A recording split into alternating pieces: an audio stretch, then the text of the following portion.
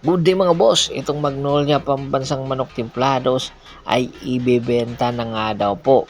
Kaya naman ngayon pa lang yung kanilang mga star player ay unti-unti na nga daw po ipapatrade sa kanilang mother team na San Miguel at Barangay Ginebra San Miguel. At isa nga sa mga uunahin na player na Magnolia ay itong si Seb Locero. Si Seb Locero po ay isa sa mga promising young man or young big man ng Magnolia na nagpapakitang gilas po. Kaya nga daw po ipapadala daw ito sa San Miguel Bermin bago pa maibenta ang prangkisa ng Magnolia dahil nga po sa tagal ng panahon na hindi ito nakakakuha ng kampyonato. Ayon sa isang ulat, ito na nga daw ang huling konferensya or ang next conference, ito na ang basihan kung bakit nila ito ipapadala sa San Miguel at Barangay Ginebra ang kanilang mga star player.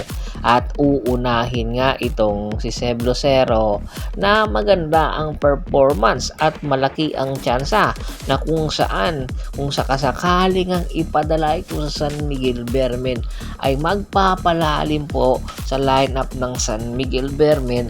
At ayon nga sa mga ulat, gagamitin ang Terra Perma Jeep bilang conduit team para makapaggawa sila ng trade na magaganap dahil kung San Miguel at ang Magnolia ang magti-trade, hindi po pwede yun dahil nga po sister team po sila. Kaya aabangan po natin kung sino ang magiging kapalit nitong si Seb Locero kung sakasakaling padala ito ng Magnolia sa San Miguel. At isa pa sa posibleng pakawalan ng Magnolia Pambansang Manok Templados ang kanilang big man na si Ian Sanggalang. Si Ian Sanggalang po ay isa sa mga haligi ng Magnolia.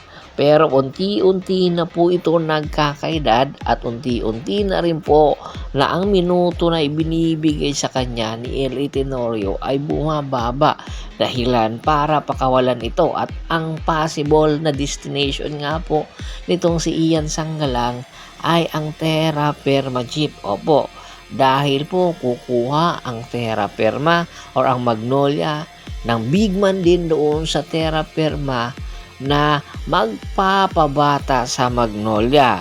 Ito ngayon ang magiging aksyon, ang huling baraha ni L.A. Tenorio para palalimin itong Magnolia bago pa pag-isipan talaga ng management kung itutuloy ang pagpapabenta neto sa kanilang prangkisa. Kaya aabangan natin kung sinong big man at ang number 1 daw na option ng Magnolia na big man para makakuha sa Terra Perma Jeep ay ang kanilang young promising big man na si Ken Marcarino, na kung saan ay gusto nga ng nasabing Magnolia franchise na merong shot blocking ability na big man ang kukunin nila at the same time merong outside shooting ability.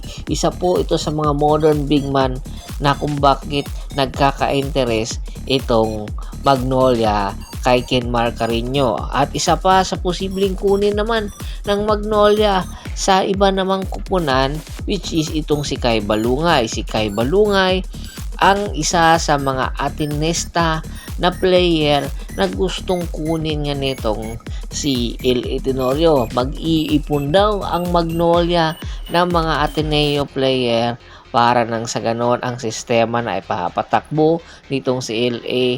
ay mapupunan or madaling kabisaduhin ng mga player na ito dahil nga yun din ang gagamitin daw na sistema doon sa Ateneo.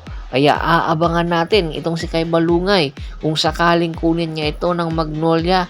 Sino naman ang posibleng ipalit neto sa Phoenix Fuel Master? Siyempre hindi papayag na pipitsugin lang ang ibibigay ng Phoenix sa Magnolia or rather ang Magnolia sa Phoenix para makuha itong si Kai Balungay. Isa nga ito sa mga promising big man ngayon, si Kai Balungay, at maganda ang ipinapakita neto sa Philippine Cup. Talagang umangat ang kanyang performance nitong si Kai Balungay. Kaya tiyak bigatin din ang gustong hingin ng Phoenix.